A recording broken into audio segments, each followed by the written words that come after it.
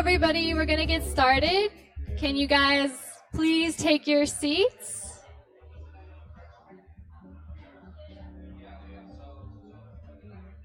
Hi, everybody. We're going to start with our event tonight. So can you guys please take a seat? Thank you.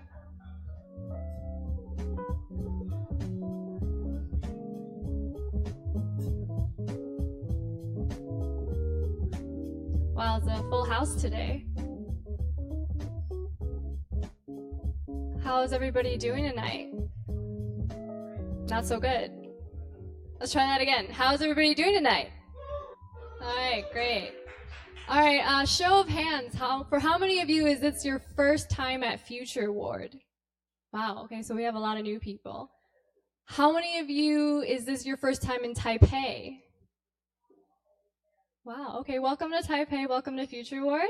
A little introduction, we are FutureWard. We are Taipei's largest co-working and makerspace, and every month or two we try to have this event called FutureWard Forum. And this event is basically trying to foster and build a community through the sharing of idea and knowledge. So basically, if any of you guys have anything you would like to share, we would love to have you share at our event. So if you're interested, please come find me after the event and let me know. So before we get started with our main event, I would like to invite our co-host, Ellen from Triple up for a couple of words.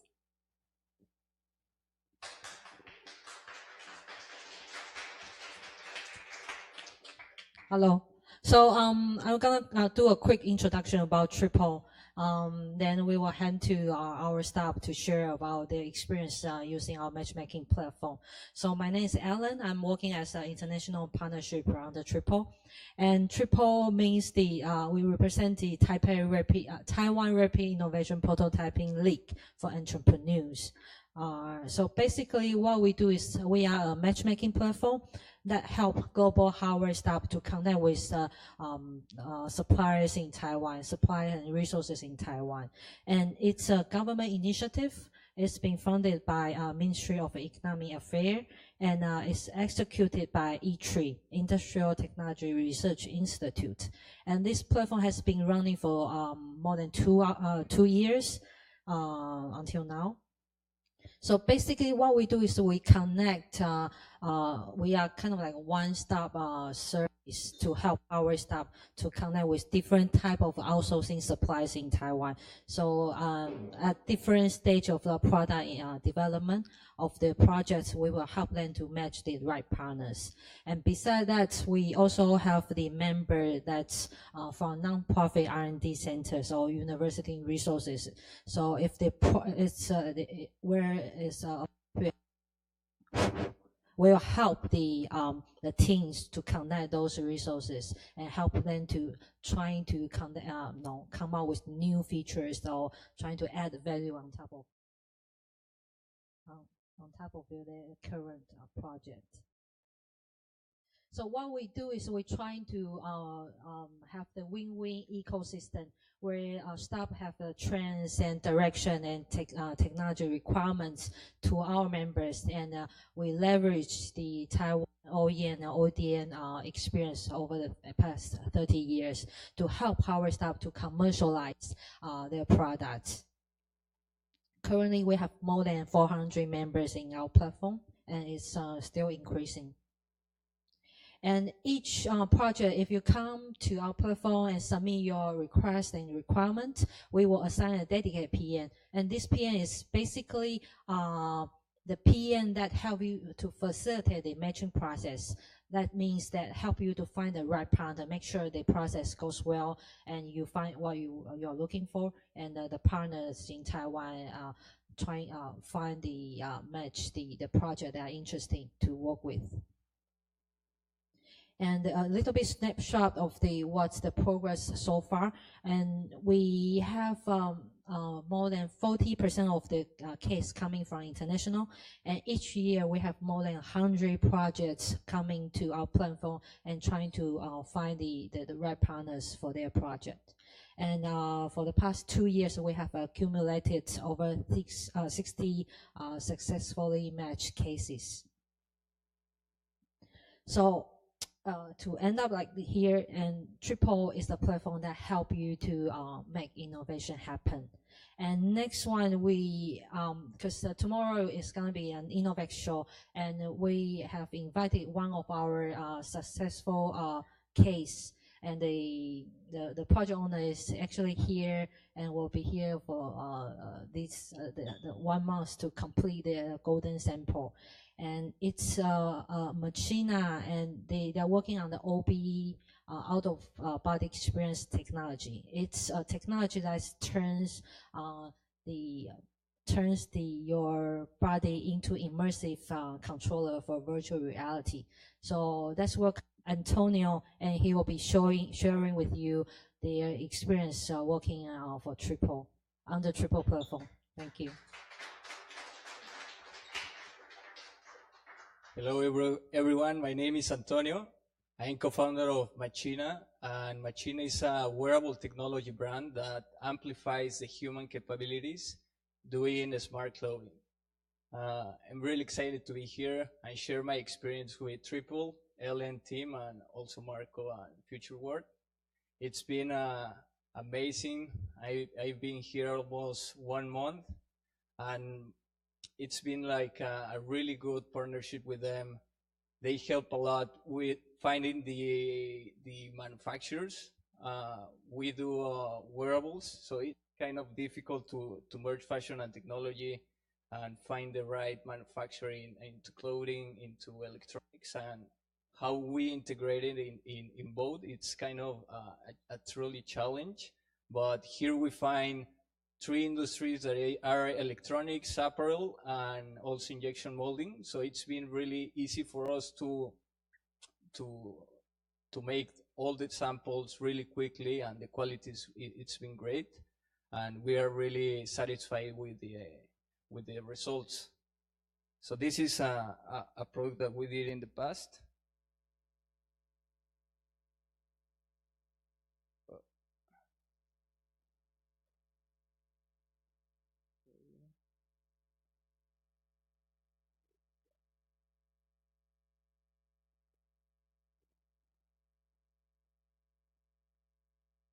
So it's a jacket that makes music with your body movements.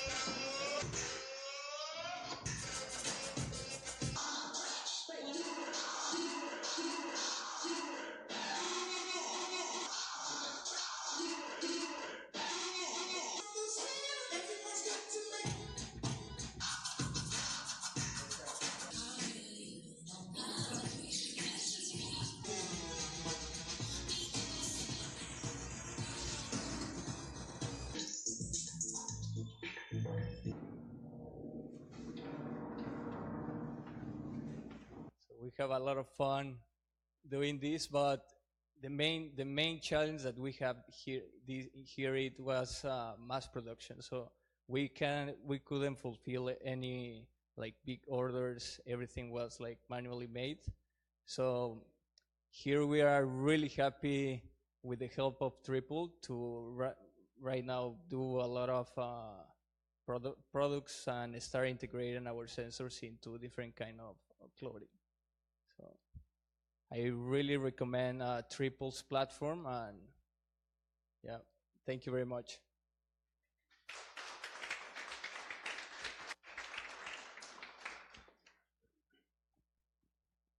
All right, let's give Ellen and Antonio another round of applause. Okay, so now for our main event, our speaker for tonight, he's been in Taiwan for a very long time, I think almost over 20 years. Oh, 18, so almost 20 years. He's very knowledgeable in the startup community and, of course, the entrepreneurship journey. And he even wrote a book called How to Start a Business in Taiwan. So he will be sharing his foreign entrepreneur experience in Taiwan. And please join me in welcoming Mr. Elias Eck.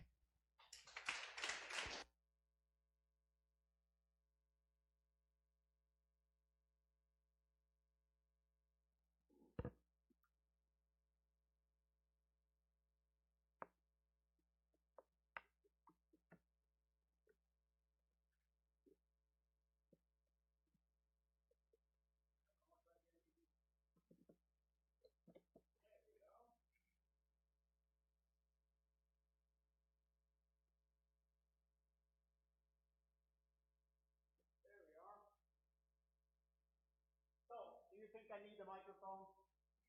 No. All right.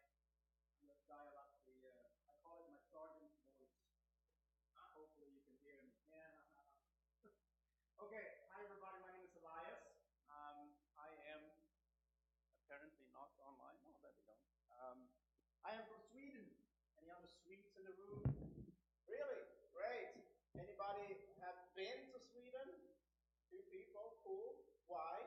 It's a cold and somewhat inhospitable country. Well, I came from Sweden. I moved to the U.S. And from the U.S. I went to Japan. Loved Japan. Totally loved Japan. Thought that's going to be my new home country. And then I went back to the States to finish off my degree, and I met a Taiwanese girl. So don't plan your life too much. You know, that's just the skinny of that. Anyway, I'm going to share with you today my story of 18 years of being an entrepreneur in Taiwan. And I'm going to throw a lot of different things into this presentation.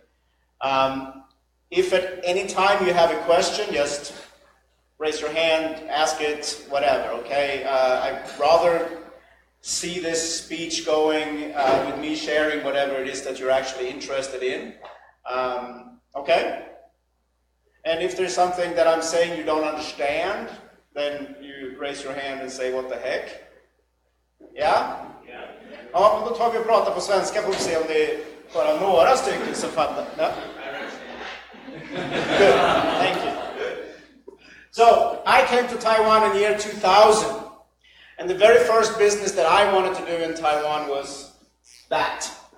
So those of you, okay, how many here are Taiwanese? A few. Okay, are there laundromats in Taiwan today? Okay, a lot?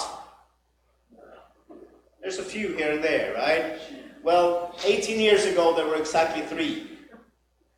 So I came from the US at the time and, you know, found that there were like none, nearly.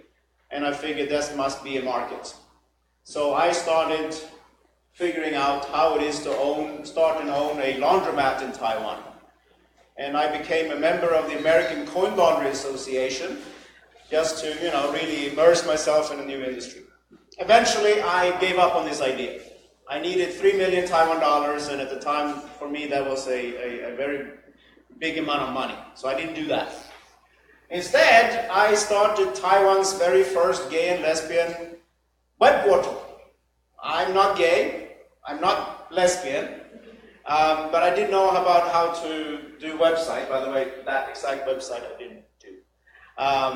And in Taiwan at the time, there were really nothing for this market. So we started that as a platform for people to buy and sell products and services and so on. And we did that quite successfully. After about 1.5 years, we sold that company to somebody else. And, you know, as an entrepreneur, if you have a little bit of coin in your pocket, what do? Well, you start looking for the next thing to do, right? The next startup to do. So that's when we ended up starting Inspire, okay? So Inspire is a phone answering company, or that's where we started out. So we answer phone calls for hundreds and hundreds of companies. The reason we started this was because we saw in other countries, this is a big industry, okay? In the UK, for example, there are companies that answers phone calls for maybe up to 20,000 companies. And, you know, we started looking at the competition here in Taiwan, and we saw that there were a few companies that were answering phone calls for businesses, but they were doing a very bad job. Really, they only took messages. So if somebody would call and say, hi, I would like to know what your website address is, they would say, I'm sorry, my boss is not here right now, can I take a message? So we figured we would do better. We figured that we would probably be, you know, doing quite well with this, right? It was a complete disaster, okay? Our ambition was here, and reality was down somewhere in B2. basically what we found was that Taiwanese bosses, at least the older generation, don't like outsourcing. They have this super need for control, and they want to have all of their functions of their business right in front of them, so that they can feel comfortable that way. So anyway, we still do this, okay? We still have hundreds of customers, but we're very far from the thousands or tens of thousands that we had been hoping for. All right? But, as a company, when you run into trouble, then you have to figure out how to make some more money, right? So our own customers were telling us, Elias, you have people sitting here waiting for phone calls to come in, but there are very few of them because we don't have enough customers. But couldn't those people who are sitting there, couldn't they help us call out to find more customers that then can call us so that your people have more phone calls to answer? Do you think that logic kind of makes sense, right? We said, okay, well, we'll try it. So we added on B2B telemarketing as one of our services. So today, we are Taiwan's largest B2B telemarketing firm. So we work for companies like Oracle, Microsoft, Cisco, basically any IT company that you nearly ever heard of. We help them find customers in Taiwan. So I'm the foreigner that helps foreign companies finding customers in Taiwan. Even though most people look at me and they say, well, you must be helping Taiwanese people to sell abroad or something like that. Nope, not me. So yeah, some of our customers and my team, we are about 50 people, usually having a decent time. Okay, so this company has been up and running for now 15 years. Okay, I have been to other countries sometimes thinking about expanding, but at the end of the day, for this service, I just can't be bothered. I'm happy with what we're doing, and I'm happy with what we're earning. How you define success? Well, I have a company that I spend less than 5% of my time on that is earning me pretty much all the money that I need. That makes me happy. So, what do I spend my time on? Well, I have another startup called Doceo. Doceo is a IoT company for hotels.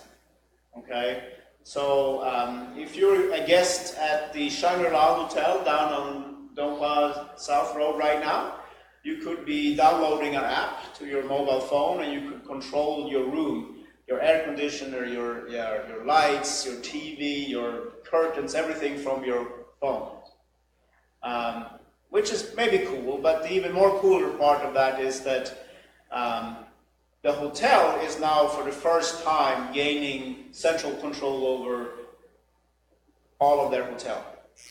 And you might think that sounds so natural, that the hotel should have a central control, but actually they don't.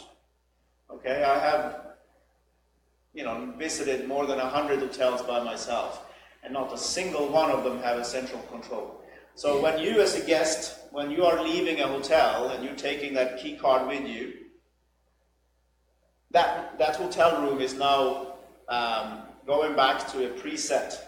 So either the air conditioner is going to be on the whole time until the next guest checks in, or it's going to be off until the next guest checks in. Either or, it's a unintelligent way of managing a very large building. Okay, so we're solving that problem. So this is just our app. So it's available for download. It's also available in the suites. They have put in tablets in there. And basically, what do? Well, we make the hardware that connects our system with all of their existing infrastructure. Okay, so when we first started out, we thought we were going to be an app company. Okay, that's what we thought. We thought we were going to be the app company for guests to control their rooms, like a remote control. And then we realized that that wasn't actually, there was no money in that, okay? And then we realized that if we wanted to have our software control the hotel, we needed our own devices, okay? So you heard earlier from Triple about Taiwan being a good place to develop hardware, and I can second that. This company, we have developed 5 proprietary hardware products now. There are light switches, there are what we call the room control unit that sits in every hotel room that controls everything in the room. We have control boxes for the TVs, for the curtains, and so on. All of that done here in Taiwan. And what's great with Taiwan is that you can find vendors that are willing to help you to develop the products. The engineering charges are very reasonable. The MOQs, which I think is even more importantly, are low. Okay, so when we went to China and we tried to, just compare, deals in China, the question always was like, well, how many containers do you need? And I was like, well, I have this one hotel project right now, so I need like 500, and not containers, just 500 units. Okay. And then, of course, in China, if you want to see 2-3 different vendors, you'll be spending a lot of time and money traveling around. As in Taiwan, most of the time, within one day, you can pretty much cover all your vendors if you are, diligent enough, right? So Taiwan is for sure a great place to develop hardware, software products. How many of you are working on something that is like hardware related? Anybody? It's a few. We're right now doing the same thing with the IoT thing. Okay. Yeah. About turning on and turning off the light. Okay. Cool. For what market? While in Europe, yeah. Okay. But for homes or? We just have prototype. Okay. Yeah. For that. Okay. And this company, we started it actually 4 years ago, and it took us 2 years of talking to people in the hospitality industry to figuring out what hotels actually needed. So where's Greg? Is he still in here? Anyway, one of the other guests here was talking about how startups should be becoming better at doing customer interviews, to talking to customers and figuring out what they need. And we spent because we all came from technology or something, backgrounds like that. We didn't come from the hospitality industry. So it took us about 2 years to just kind of figuring out exactly what we needed to make. But I just want to share that in Taiwan, over these years, we've gotten a lot of help from different parts of government, from the APEC organization, for example, and all the different parts of the startup community here. 5-6 years ago, we didn't have really a startup community in Taiwan at all. There just didn't exist. Now, on the other hand, there are a lot of different organizations, both private and government sponsored, that are really doing a lot, okay, to bringing people together and encouraging both startups and investments and things like that, So if you are new to Taiwan, I would say that you're coming here now probably because there is stuff happening, but you're also in the right time, okay? When I started my first companies here, I didn't take help from anybody. I didn't know that anybody else could potentially help me. It never occurred to me that I could go and knock on somebody's door and ask for help. I went everything I had to figure out by myself and make mistakes, all the mistakes. And just to finish off my resume, I'm also the chairman of an animal rights organization called the Pack Sanctuary. Can you guys believe that this is the same dog? There's about a year difference between these two pictures. Okay, So we care for close to 500 animals here in the northern Taiwan. So if any of you feel like you want to burden yourself off of a heavy wallet, you can donate some money to us. Anyway, we're talking about foreigners running a company in Taiwan. So Inspire was started in 2000. Excuse me, yes? Before we get into this, I want to comment on what you just said about asking for help and doing the startup community. Have you heard of the 5-minute favor? Nope. Silicon Valley is built on the 5-minute favor. This is where someone meets someone and they ask for 5 minutes because they know that that person is going to either know the answer to their question or be able to help them, or know somebody that is going to help them or answer their question. So I think the key to building a startup community is 5-minute favor.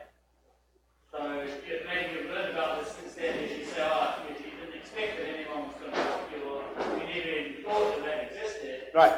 But when you feel that this can happen very easily around you, then it's very easy for you to start up and do anything you want. Right. And I know there's a lot of people, in this room that can offer you help and suggestions for understanding Taiwan better and all of that stuff. And the key is just asking for help. Yeah.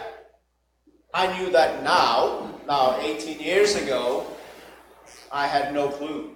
I thought that I was just going to bother people if I asked them, and I didn't realize that, no, people are actually quite helpful.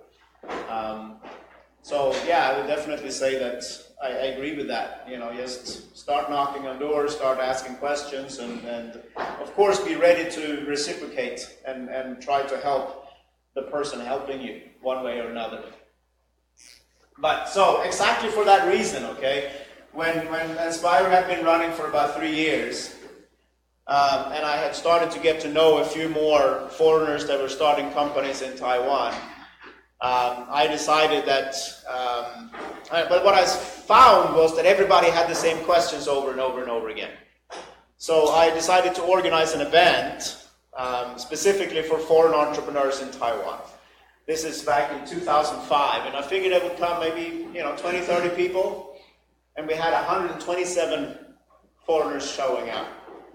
So starting in 2005, I have done continuously events and activities specifically for the foreign entrepreneurs in Taiwan.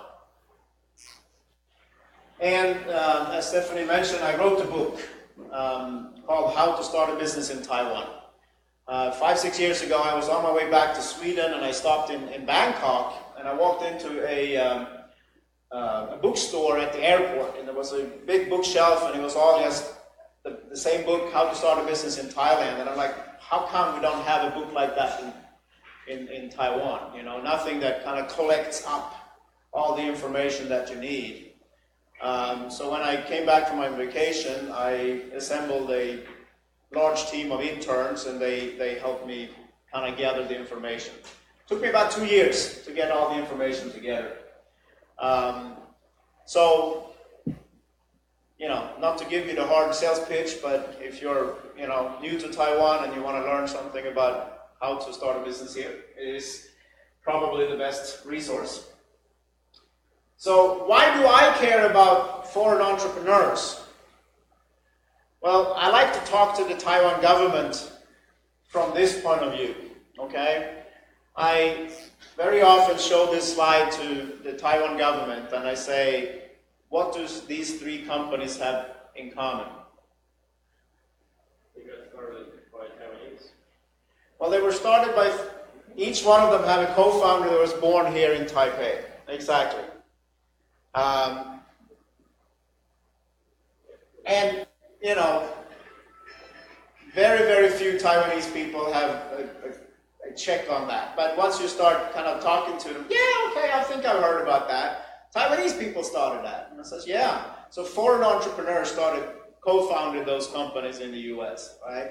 So where would the US be without immigrants? Where would the US be, if you think about it, so many of the big companies, the big brands that we all know and love, that are started in the US have co-founders that, came from another country. So in Taiwan, being a foreigner in Taiwan has its challenges, okay? And being a foreign entrepreneur in Taiwan has its challenges. It's getting better and better. I'm going to share some of these information with you, but you know, so I'm a little bit on a quest to kind of push the government into making improvements and so on. And this is where we kind of starting from, saying that, you know, wouldn't you want to have a YouTube or a Yahoo or something like that in Taiwan? Well, then maybe you need to let in some more creative people to your country and so on. So, you know, usually I then ask, well, how about Taiwan? Do we have any foreign entrepreneurs? And usually there's always somebody who makes the joke, well, Elias, I know you, so I'm glad you didn't make that joke. But, for example, this guy here, he's from Sweden as well, and he has about 3,500 employees in Taoyuan. And I've been making similar presentations like this now for the last 6-7 years or so. And for the longest time when I've introduced this, then usually some person in the audience, usually from the government, say, oh yeah, a foreign company. I says, no, it's not a foreign company. It's a Taiwan company started by a foreigner. Yeah, a foreign company. No, not a foreign company. It's a Taiwanese company started by a foreigner. Yeah, a foreign company. Okay, I'll give up.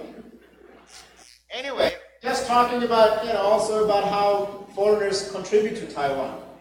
How many of you have ever tasted Kavalan whiskey? How heard over there, right? So this is whiskey. It's made in Taiwan. It's won a lot of international awards. But what most people don't know is that the design, the marketing, and so on of this company is made by a company called Subkarma, run by these two gentlemen from the UK. And to me, it's a good example of how foreign entrepreneurs can bring their skills to Taiwan and partner up with local companies and make, you know, fantastic things happen. And if you like German food, then you should turn to Wendel's, and it's run by my evil twin, Michael. So, and like I said, I organize a lot of events specifically for foreign entrepreneurs. This is one we did about a year and 3 months ago, together with the Taipei city government. And this was, the whole point of this was to connect the government with foreign entrepreneurs that live in Taiwan and help them understand foreign entrepreneurs a bit more. Yes, I'll get back to that. So, what do I think is the good thing with Taiwan and when it comes to entrepreneurship? Well, a foreigner can own 100% of the companies. Okay, that's very important. Why? Because in many other countries that's not so true, right? In Thailand, for example, a foreigner can only own 49%, okay? We don't have a paid-in capital limit, okay? Meaning that you can start a company here in Taiwan with just enough money that you can get the CPA to say that you have just enough money. So that might be just like 50,000 NT or something, okay? It's a great place to live, okay? We shouldn't discount that, you know? Starting a business is tough work, yeah? It's painful, so we should be hanging out in a place where we can have a good quality of life. I would say no bribes, no surprises like that, okay? I've been here for 18 years. I have never been asked for money under the table. Not saying it doesn't happen, but at least, in my experience, it's a very, what you see is what you get kind of country, okay? And we have a growing startup community, like I mentioned. We also have a very strong international business community here. So most of you coming from various parts of the world, you probably will find that there is a Chamber of Commerce, that specifically from your country. Or if not, for example, I'm a member of the French Chamber of Commerce, okay, which is kind of the SME chamber in Taiwan. I would very much recommend to take a look at that. It might be a good way to connect up in Taiwan, to find more people to ask for the 5-minute favors, and so on. I mentioned that I think Taiwan has a fantastic edge in the hardware development, okay? And, you know, software too. I do know a lot of people that specifically say they come to Taiwan to recruit, you know, software engineers and so on. And there are still things that are improving. I want to mention, for example, the entrepreneur visa.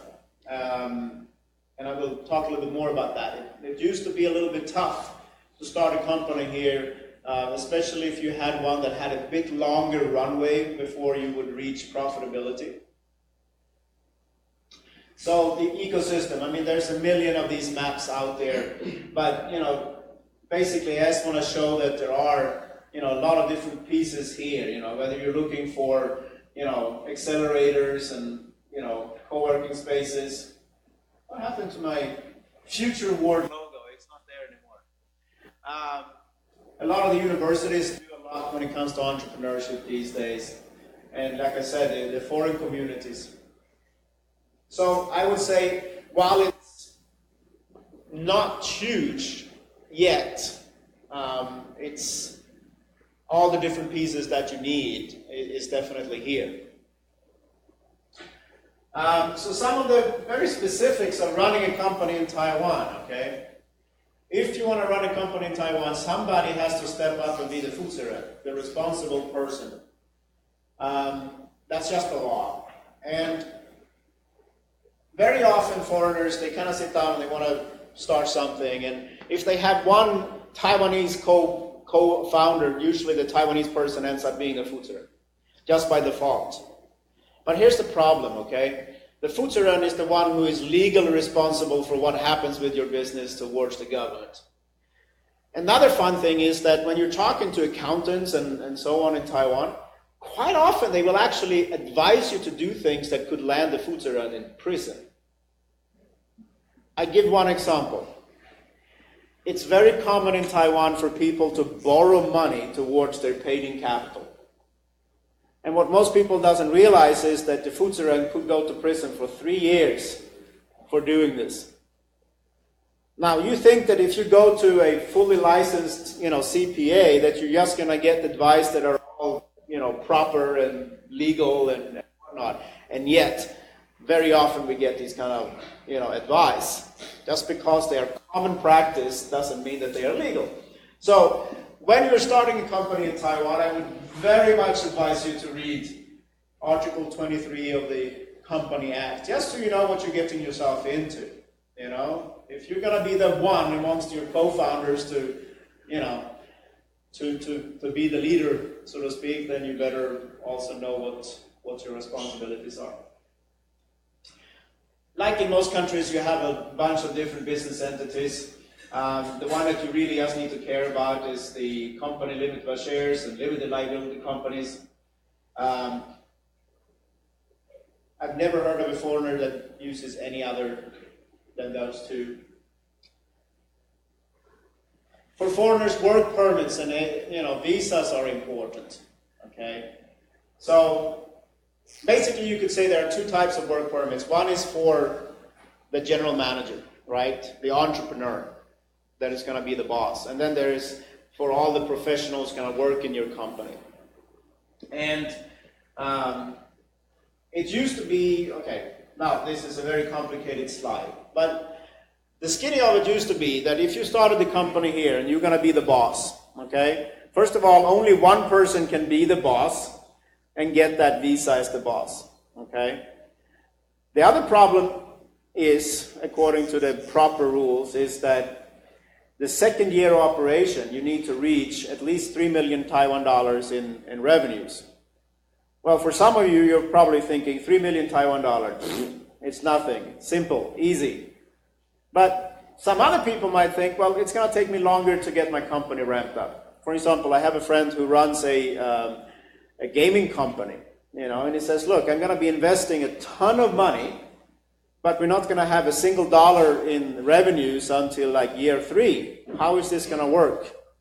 Okay. Well, the government did listen to that, and they came up with the entrepreneur visa. So the entrepreneur visa is allowing up to 3 co-founders to get up to 3 years of visa. And in the very beginning, you don't even need to start a company. The purpose of the visa is really for having people coming here and exploring setting up a company. Okay? But sometimes during that period of time, you do need to set something up, and you need to show them that you are really making something happen. And the government, what kind of companies do they want? Well, they want innovative companies. And in their internal wisdom, they basically said, we have no idea what an innovative company is. So we're going to let other people decide. So the criteria for getting an entrepreneur visa is, for example, if you have gotten VC funding of at least 2 million Taiwan dollars. So basically what they're saying is that if you get money from a professional investor, they're not going to invest in you if you are not an innovative company. Okay? So then you might qualify. If you have participated in a national entrepreneurial park, incubator, accelerator, that kind of stuff. So again, they're saying if one of those accredited organizations have taken you into their program, you might be an innovative company. If you have patents that you are bringing into this new company, you might be an innovative company. If you have won awards like the Red Dot and If Design and stuff like that, you might be an innovative company. So there are all these different criteria. But yes, sir. Do you have to have all of these on the list? No, one of these. Yeah, one of these. So, for most people, I think most people have applied, they have applied under this criteria right here. Okay? I think actually that FutureWard has also sponsored at least one. Yes, sir? You say you only have to have one of those, but if you want to get it for more than one founder, you need to have two of them. Really? Yeah. That's not what I have heard. I've been there on Thursday, and it's what they explained to me. Okay, well, You have to have the money plus one of these things if you want to have more than one founder. so here's the problem, okay? I've been involved with... It's 30,000 US.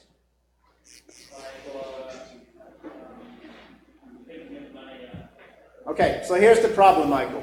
I've been involved with this now for a year and a half, okay? I've been part of the work group with the government that, have been promoting these for a year and a half.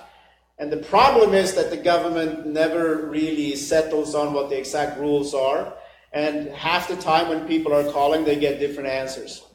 So I've at least 3 times offered to can I just take it over? I'll just answer the phone calls for you. I know how to do that. And they say no, but one day they will do it. So that's the problem. That's one of the reasons why so very few people have gotten this. In the very beginning, they set the goal of having, they said, well, we can have more than 2,000. And in the first year, we unfortunately only ended up with 29. Can I say one more thing? Yes, sir. I went there on Thursday, and this is after I went to 4 different government organizations Right. on Thursday, and the guy actually asked me when I went to speak to them about this, he said, do you have an ARC already? I said, I don't even know what that is. Right. And how can I get it? Why would I want this if I already have it? Right.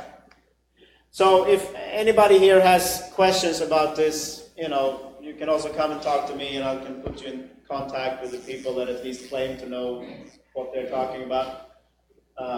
It is a problem. Yes, sir.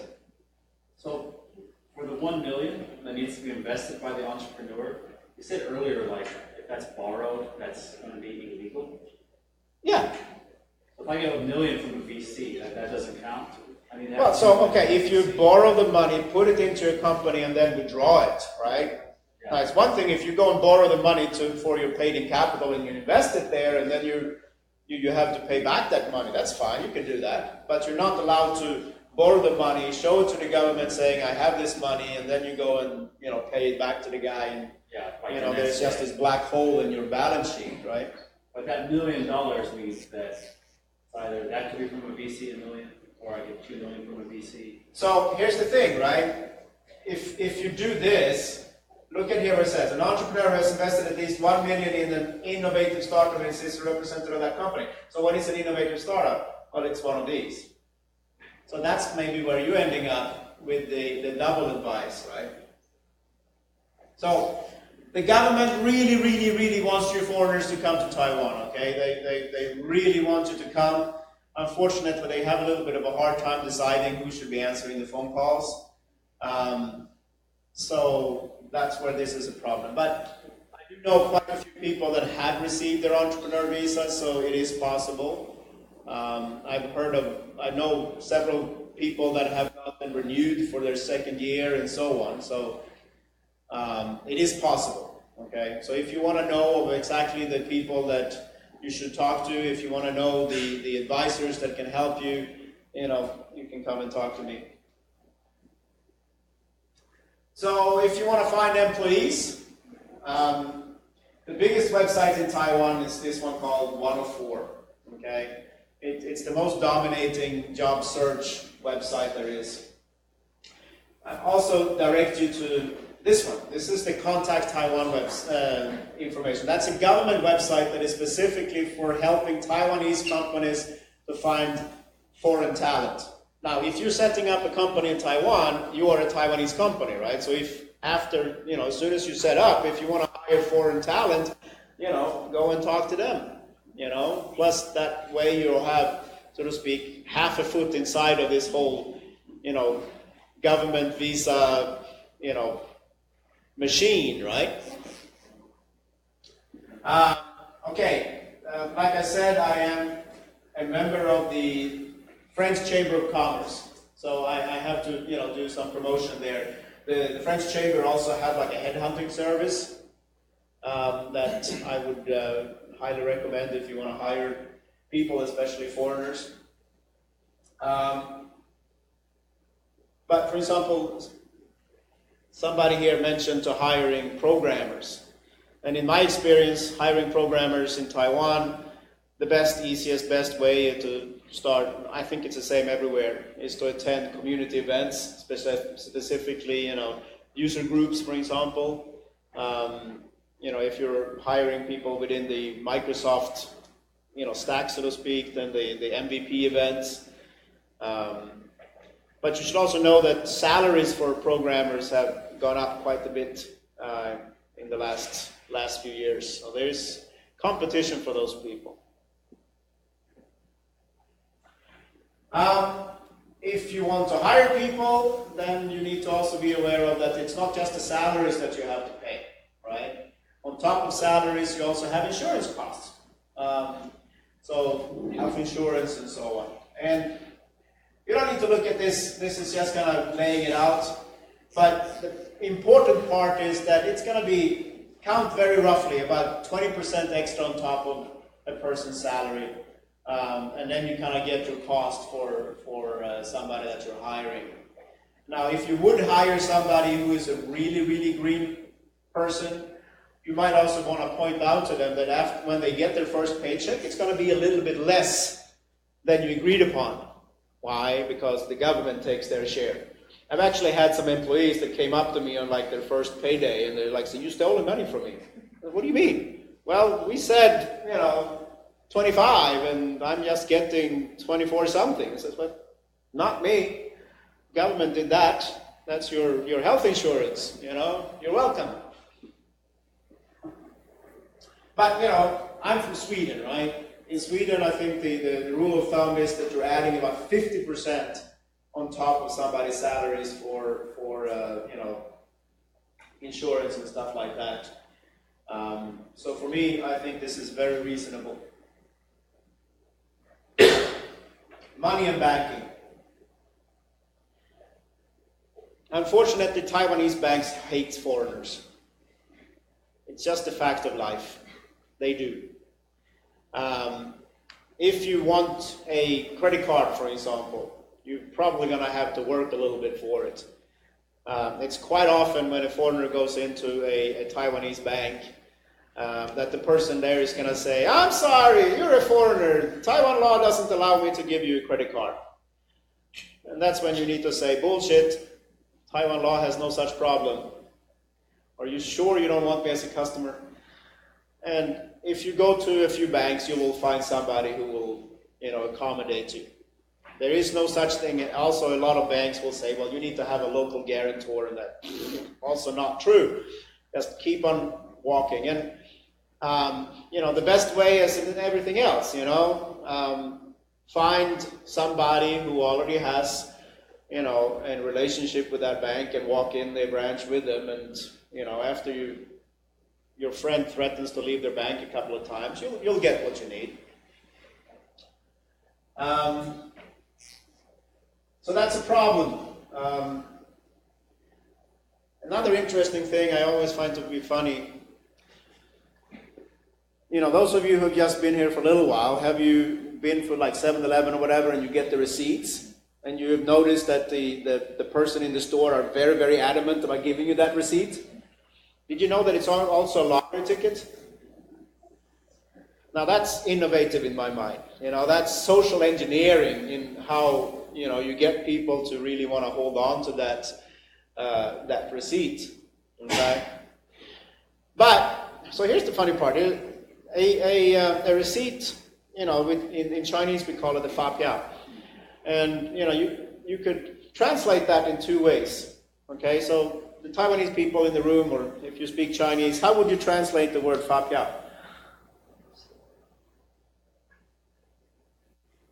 So I said receipt. Could there be another way of translating it? Invoice. Okay? So receipt and an invoice are two very different things, right? So here's the point. In B2C, when you go to 7-Eleven, you buy something, you get the fa piao, and that's a receipt. It shows that I have given you money, and here comes that piece of paper that proves that you gave me money. But like in my business, for Inspire, when I do a job for a big IT company, nearly inevitably, when we are done with the job, they'll say, send me the fa piao, and then I will pay. But the problem is that as soon as I issue that fa piao, I now have to pay the taxes on that.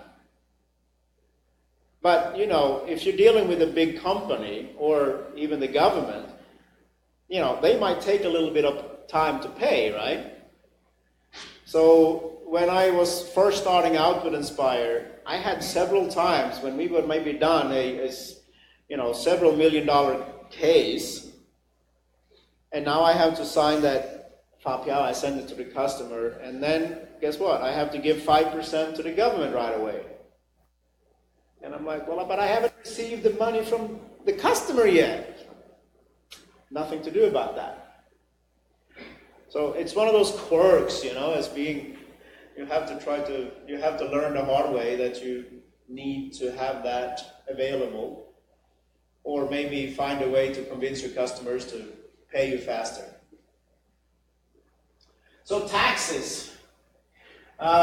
Sales taxes, 5%. The corporate income tax, 17%.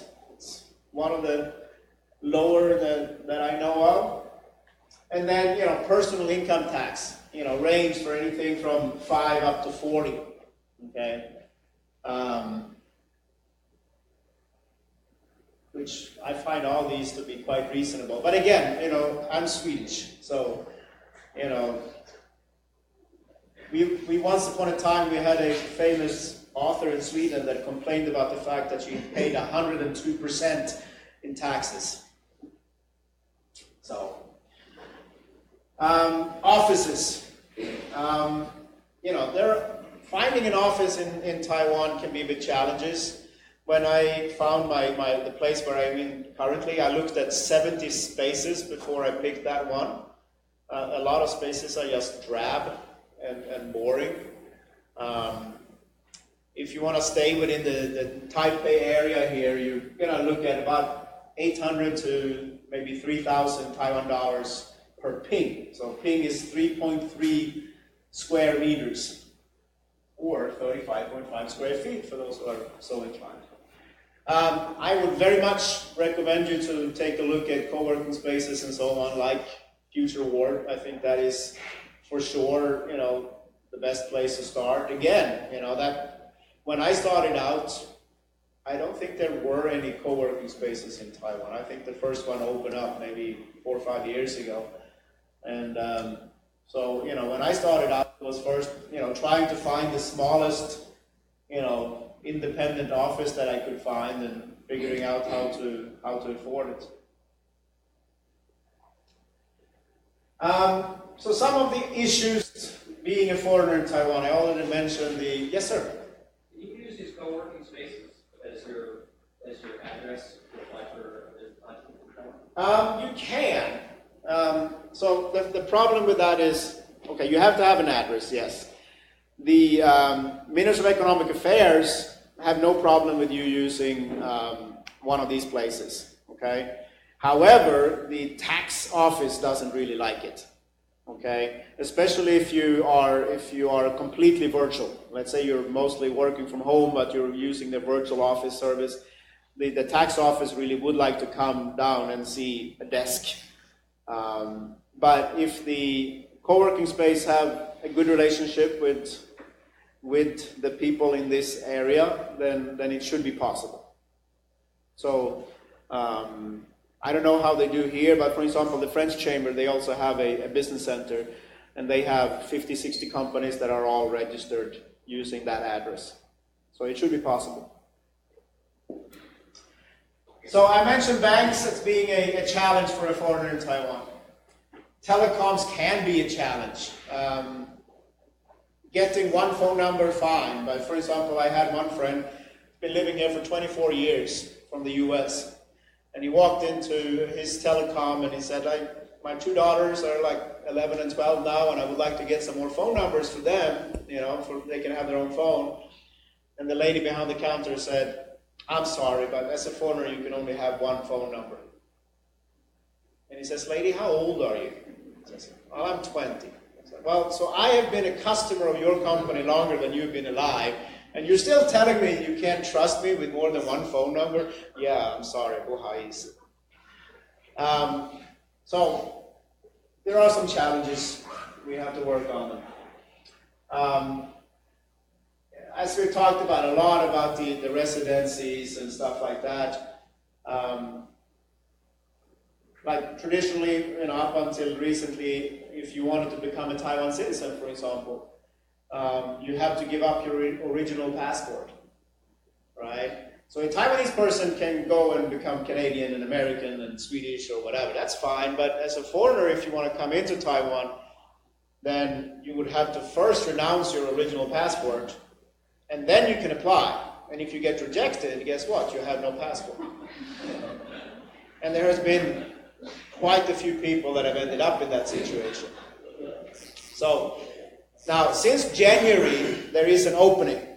So the government opened up a little buttonhole for this, where they've said that certain special individuals, people that are really contributing something to Taiwan, and that could be because of culture that they are bringing in, or really contributing to the economy and so on and so on.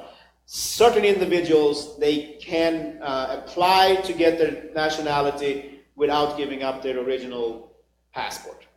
So I'm starting my process. I'm hoping to have a Taiwan passport in a few years. Now, why do I bother with that? Well, just because there are all these little issues, and because this is my country. I've been here for 18 years, and I hope to remain here for a long time. For example, about that, right? So residency for families. My dad is 74 and he's healthy, knock on wood. But what would happen the day when he gets too old? He needs help. Well, as of right now, I can't really bring him here. Okay, I have a friend. His 92-year-old dad does a visa run to Hong Kong every 3 months. 92-year-old. Okay. I don't want that for my dad. So, I would either have to say, okay, I'm giving up on Taiwan and I'm going back to Sweden, or if I can become Taiwanese, then I can sponsor him to come here to be with me. And so on and so on. So there are issues. Those issues are not, overwhelming, okay? I still love it here. I like living in Taiwan. I think Taiwan is a great place to run a business. But also, I'm sharing these with you, because me and many other people are out there working on fixing them, but also so that if you go to the bank and somebody tells you, no, you can't do this because you're foreign or whatever, then, you know, you have my permission to call the bullshit on that. You know, you just tell them that's not true. Now, if they want to stand, you know, look you in the eye and say this is our company rule, fine. But they shouldn't hide behind the law because the law is fine. Just a quick tip. This is a website I would recommend if you need more information. Startup.sme.gov.tw. It's one website run by the MOEA. And I think that's it for me. If anybody have any questions, I'll be happy to answer.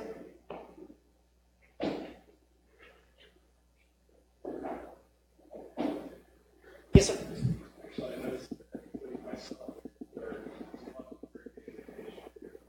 Thank you. The president, sure, fine. I'll get with Stephanie. She can. Yeah, thank you.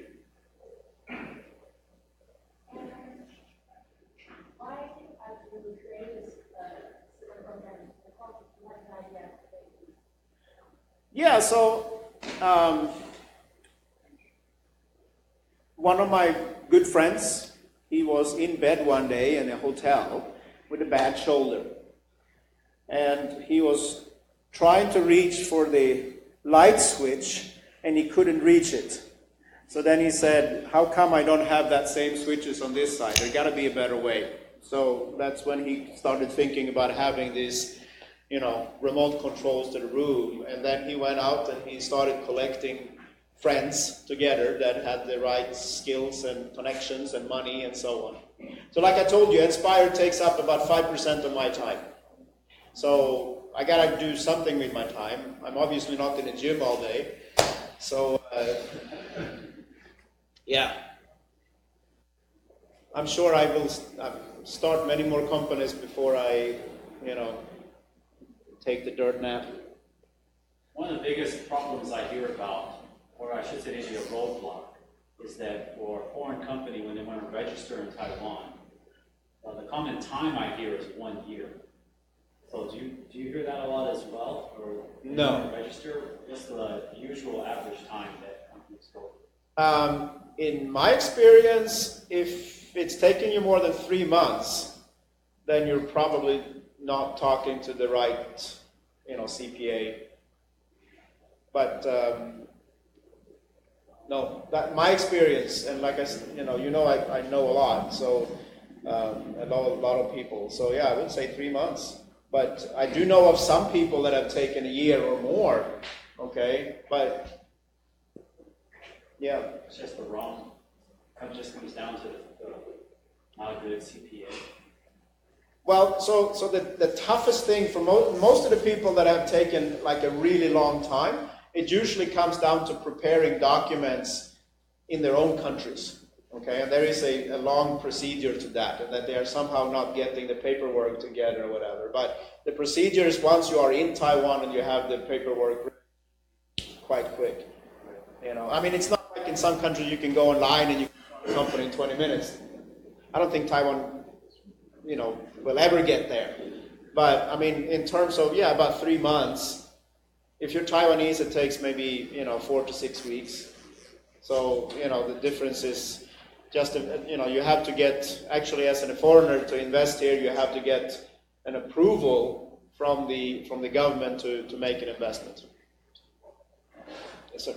Can you talk a little bit about what it's like hiring and working with contractors here? How do you mean? Like in what aspect? Anything that makes sense from your perspective. So finding people, what they expect in terms of like how they operate. Are people used to working remotely here? Not very much. Yeah. So if you're hiring employees, okay, there are very, very, like I said at the very beginning, right, with my own services, Taiwan is still very much a show up in your office, work from your office kind of deal. So for most people, they would expect that you have an office and they come to you to work. Now, doesn't mean that you can't find like freelancers and so on, but yeah, in most cases you will probably find employees, and then you need to make sure that you have somewhere for them to work. Are we about like out of time or? No? Okay. Yes. Regarding CPAs and fixed prices, or they can differ from CPA to CPA? Yeah, it definitely varies. So for the price for starting up a company in Taiwan, like for the fees, it could vary anything from 20,000 NT up to hundreds of thousands of NT, depending on what's your capital, how many co-founders do you have, and where are they from, how many visas do you need, and so on and so on. What's this very basic question? What's the cheapest or the best way to bring money to your moving towards you transfer money out from Europe? Okay, so when you're starting a company here, if you have lived there for a while and you have earned enough money, then you just need to show a tax receipt showing that you have earned enough money. Or if you are fresh to Taiwan, then you will need to show a transfer receipt. So I would say just a bank transfer, and directly into a bank account that has been previously opened in your new company's name. Okay, so you transfer it from your bank account back home or where, and into the new company's bank.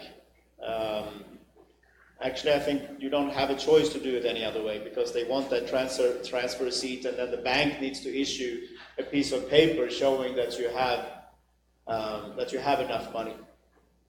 And it has to be very exact. That's one of those things where, if you try to get right on the money, like you're saying you're going to invest $1 million and now you're transferring because of the exchange rate, you get 999,999. Sorry, send the money back again. Transfer $1,001,001.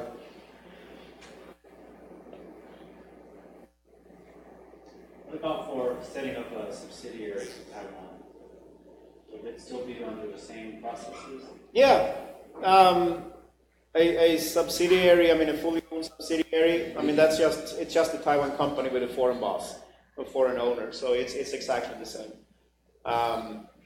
Branch office is slightly easier, but it's basically the same. So if you're considering to do a branch office or a subsidiary, it all comes down to, where's your money coming from and so on. The biggest difference is just that if you do a branch office and you're selling in Taiwan and you're earning money here, you can transfer money back to your headquarters without any withholding taxes. However, if you are a subsidiary, the Taiwan government is going to take 20% out of whatever you're sending back to your headquarters. Consider and think about how the money should flow. For a rep office, do they only accept the home address as the address? Possible? So, again, when you start setting up a company in Taiwan, you need to have an address. And you have to have an address that is zoned for business. So there are some apartments that have already been zoned for business, but very few. So, if you're hoping to, so to speak, not have to pay extra for the address or whatever, and you're out looking for a place to live, you can ask. You can ask, the landlord, is this place zoned for business? And then you have to ask them, would you allow me to register my company here? A lot of landlords would not agree, because that, makes that rent they are earning official, and now they might not be paying tax on that. And that would mean that you're screwing with their finances. I've heard a lot of Taiwanese companies, they use more non-profit, but do they use business credit card for transaction, for payments with vendors or? So Taiwanese banks very seldom give out business credit cards to businesses. Very few companies have a corporate credit card. that is a problem. So for example, again, for Inspire, we answer phone calls for hundreds of companies. I would love to have just, the facility, just withdraw money from their credit card. It would be easy, but most of my clients don't have it. Now, maybe because of that, companies don't mind. So,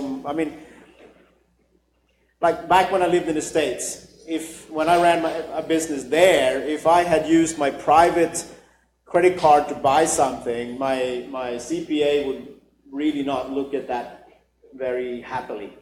Here, because very few banks issue credit cards to companies, they kind of accept it more, like you're coming there with your private credit card receipts, and that's what a lot of people do. Now, if you're taking online payments, you definitely need to be able to offer not just credit cards. You also need to offer other payments, like people can go to the 7-Eleven and pay, or they can do a direct web ATM transfer. A lot of people still likes to actually go to the ATM and transfer directly from the ATM for some reason, which I don't really understand. So yeah, just know that if you want to take charge, you need to have many different payment types. And you might also want to think about exactly what banks you're working with, because I have so many clients in other businesses where they are like, well, don't you have an account with that and that bank, because then I don't have to pay the 15 NT and the transfer fees. Am I really having a conversation for 5 minutes about 15 NT, please?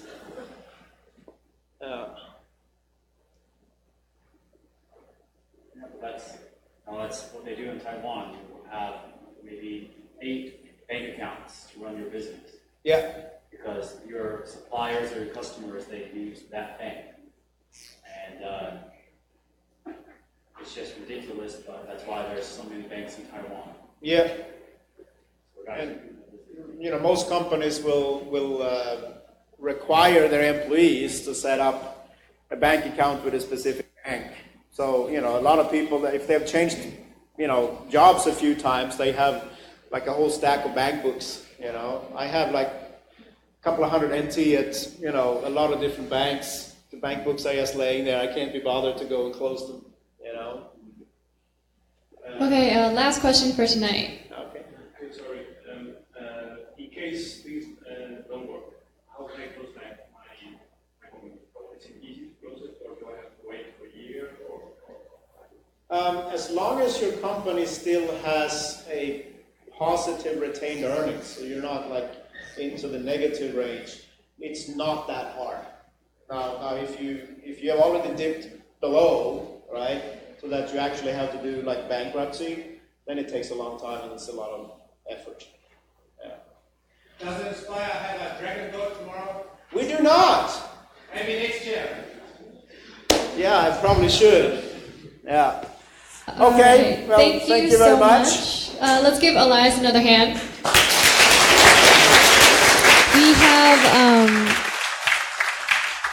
We have beer and refreshments for you guys on the side. So thank you so much for coming.